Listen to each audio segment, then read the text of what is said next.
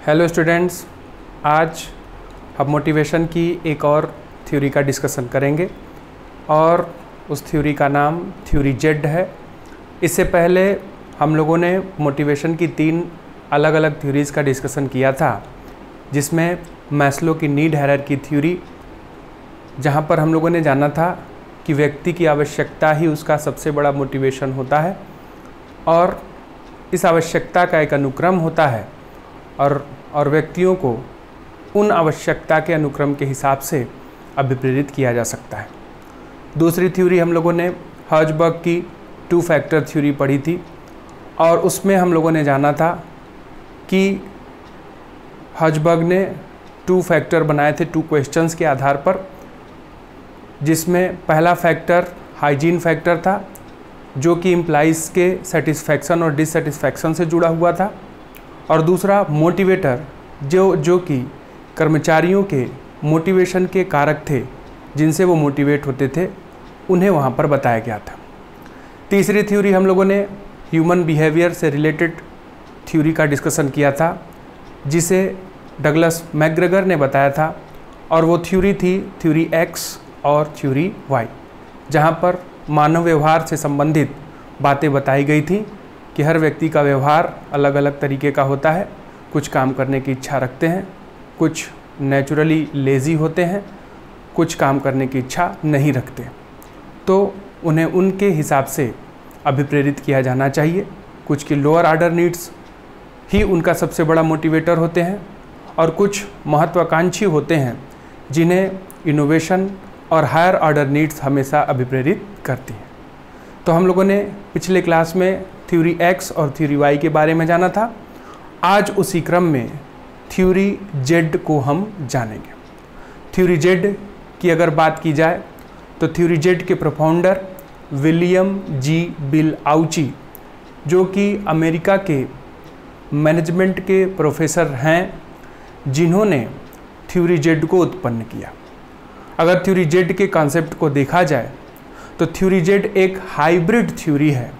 Hybrid इसलिए क्योंकि William आउची साहब ने अमेरिकन मैनेजमेंट स्टाइल और जापानीज मैनेजमेंट स्टाइल का एक कंपैरिजन किया।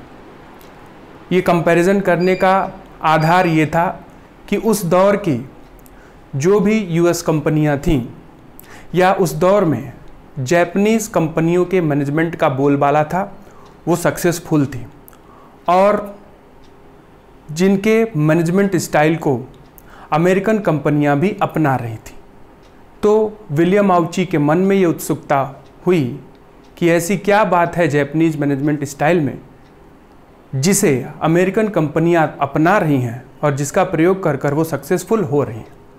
तो विलियम आउची ने एक कंपैरिजन किया, एक कंपैरेटिव एनालिसिस किया अमेरिकन मैनेजमेंट स्टाइल का। अमेरिकन मैनेजमेंट स्टाइल जो थोड़ा सा सख्त है, जो कि डिसिप्लिन्ड है, और जापानीज मैनेजमेंट स्टाइल का जो कि थोड़ा सा माइल्ड है, जहाँ पर सख्त अनुशासन नहीं था। चूँकि जापानीज़ कंपनियाँ बहुत अच्छा परफॉर्म कर रही थी और उनका प्रयोग अमेरिकन कंपनियां कर रही थी, मतलब उनके मैनेजमेंट स्टाइल का प्रयोग अमेरिकन कंपनियां कर रही थी, इस वजह से ये comparative analysis William G bill Ouchi ने किया। तो theory Z is the integration of Japanese management style and American management style. तो थ्योरी जेड में जो बातें जापानीज मैनेजमेंट स्टाइल की अच्छी थी, उनको शामिल किया गया, और जो बातें अमेरिकन मैनेजमेंट स्टाइल की अच्छी थी, उनको शामिल किया गया। तो थ्योरी जेड एक इंटीग्रेशन की थ्योरी है, और अभी मैंने बोला कि यह एक हाइब्रिड अप्रोच है, क्योंकि यहाँ पर जापानीज मैनेजमेंट स्टाइल और अमेरिकन मैनेजमेंट स्टाइल को इंटीग्रेट कर कर थ्योरी जेड को उत्पन्न किया गया है। तो चलिए इस थ्योरी के फैक्ट, इस थ्योरी के जो फिगर्स हैं, तथ्य हैं, जो अजम्पशंस हैं, उनको हम देखते हैं, जैसा कि हम अपने पिछले क्लासेस में देखते आए हैं। तो चलिए बहुत जल्दी से बोर्ड पर कुछ चीज़ें लिखी हुई हैं, हम देख लेते हैं उसको। तो सबसे पहले, this theory is developed by William G bill Ouchi. तो विलियम आउची का पूरा नाम विलियम जी बिल आउची, वो एक अमेरिकन मैनेजमेंट के प्रोफेसर हैं, अभी भी वो जिंदा हैं। इनका जन्म 1943 में हुआ था। He studied Japanese management style because of rising success of Japanese company. उन्होंने जैपनीज मैनेजमेंट स्टाइल का अध्ययन किया, और ये अध्ययन इसलिए किया क्योंकि जैपनीज कंपनियां जो हैं और जो जैपनीज मैनेजमेंट स्टाइल है वो सक्सेसफुल हो रहा था, और जैपनीज कंपनियां भी सक्सेसफुल हो रही थी। And focused on Japanese managerial practices that could be adopted by companies in US. और उन्होंने अपना फोकस इस बात पर किया कि जो जैपनीज मैनेजरियल स्टाइल्स हैं उनमें क्या ऐसी खास बात थी कि जिसे यूएस की, यूनाइटेड स्टेट की कंपनियां अपने अंदर अडॉप्ट कर रही थी। चलिए आगे देखते हैं। He made comparative analysis of Japanese and US based company. उन्होंने एक तुलनात्मक अध्ययन किया यूएस बेस्ड कंपनी का जैपनीज कंपनी से। Analysed how the Japanese and US manager manage their company. और उन्होंने एक विश्लेषण किया कि किस तरह से यूएस बेस्ड कंपनियां और जैपनीज मैनेजर, कंपनियों के मैनेजर अपने कंपनियों को मैनेज कर रहे थे। ठीक है, इसका कंक्लूजन क्या निकला? Concluded that most of the successful companies in America had integrated Japanese style of management with American style of management. तो इसका कंक्लूजन ये निकला कि जितनी भी अमेरिका की कंपनियां थीं वो जैपनीज मैनेजमेंट स्टाइल को अमेरिकन मैनेजमेंट स्टाइल के साथ इंटीग्रेट कर काम कर रही थी और सक्सेसफुल हो रही थी। थ्योरी जेड इज दस नॉट एन इंडिपेंडेंट थ्योरी। अभी मैंने बोला कि थ्योरी जेड जो है एक हाइब्रिड अप्रोच, हाइब्रिड थ्योरी है, ये एक स्वतंत्र थ्योरी नहीं है, but a hybrid theory which incorporates the features of both Japanese and American managerial style, जिसमें दोनों मैनेजरियल स्टाइल के फीचर इंटीग्रेट किए गए हैं, जोड़े गए हैं। तो जो थ्योरी जेड है वो एक कॉम्बाइंड थ्योरी है of Japanese management style and American management style का। और ऐसा इसलिए क्योंकि जो जैपनीज कंपनियां थी वो बहुत अच्छा काम कर रही थी और उनके मैनेजमेंट स्टाइल को यूएस बेस्ड कंपनियां भी अपना रही थी सक्सेसफुल होने के लिए। एक यहाँ पर जो एक तुलनात्मक अध्ययन किया गया जैपनीज मैनेजमेंट स्टाइल का और अमेरिकन मैनेजमेंट स्टाइल का, उसका एक चार्ट आपके सामने प्रस्तुत है और ये फैक्ट भी है। और इन जो जैपनीज मैनेजमेंट स्टाइल है और अमेरिकन मैनेजमेंट स्टाइल है, जैसा कि अभी मैंने बताया, इनका एक कंपैरेटिव एनालिसिस हुआ और उसके बाद थ्योरी जेड उत्पन्न हुई। तो ऐसी कौन सी चीजें थी जो कि जैपनीज मैनेजमेंट स्टाइल में थी, जिनका तुलनात्मक अध्ययन अमेरिकन मैनेजमेंट स्टाइल से किया गया, और जो अच्छी बातें थी उसको थ्योरी जेड में सम्मिलित किया गया। तो चलिए हम लोग देख लेते हैं वो कंपैरेटिव एनालिसिस। जब हम बात करते हैं जैपनीज मैनेजमेंट की, तो वहां पर जो एम्प्लॉइज थे उनका एम्प्लॉयमेंट लाइफ टाइम था, मतलब कंपनी उनके प्रति कमिटेड थी, मतलब उनका जो रोजगार था, उनका कार्यकाल था वो जीवन पर्यंत का था। और जब हम अमेरिकन मैनेजमेंट स्टाइल की बात करते हैं तो वहां पर जो एम्प्लॉयमेंट था वो शॉर्ट टर्म था, मतलब कर्मचारियों का जो काम मिलता था वो शॉर्ट टर्म था और उसके बाद वो दूसरे ऑर्गेनाइजेशन की तरफ रुख कर लिया करते थे। तो जो एम्प्लॉयमेंट था वो लाइफ टाइम था जैपनीज मैनेजमेंट स्टाइल में, और अमेरिकन मैनेजमेंट स्टाइल में शॉर्ट टर्म एम्प्लॉयमेंट था। तो जब इसको कंपेयर किया गया, जो अच्छी चीज थी उसे थ्योरी जेड में मतलब इंटीग्रेट किया गया, तो लॉन्ग टर्म एम्प्लॉयमेंट को थ्योरी जेड में शामिल किया गया कि मतलब कर्मचारियों को लॉन्ग टर्म एम्प्लॉयमेंट अगर मिले तो वो अभी प्रेरित होकर काम करेंगे। Second, implicit control process. अगर बात की जाए नियंत्रण की, तो वहां पर जो एम्प्लॉइज थे वो स्वनियंत्रित अपना खुद से एनालिसिस करते थे, अपना इवेल्युएशन करते थे। लेकिन जब अमेरिकन मैनेजमेंट स्टाइल की बात की जाए तो वहां पर कंट्रोल जो है वो एक्सप्लिसिट था। एक्सप्लिसिट कंट्रोल का मतलब वहां पर मैनेजर कर्मचारियों के परफॉर्मेंस को इवेल्युएट करते थे, इवेल्युएशन करते थे। तो इन दोनों में कंपैरिजन कर जो इंटीग्रेशन का नतीजा निकला वो निकला कि implicit control with some explicit formal measure of control, मतलब कुछ कुछ जगहों पर इम्प्लिसिट कंट्रोल होना चाहिए, इम्प्लिसिट कंट्रोल होना चाहिए ऑर्गेनाइजेशन, मतलब इंप्लॉइज का सेल्फ इवेल्युएशन करना चाहिए with some explicit formal measure of control, और कहीं कहीं कुछ मैनेजर्स के द्वारा कर्मचारियों का भी इवेल्युएशन होना चाहिए। Third, collective decision making.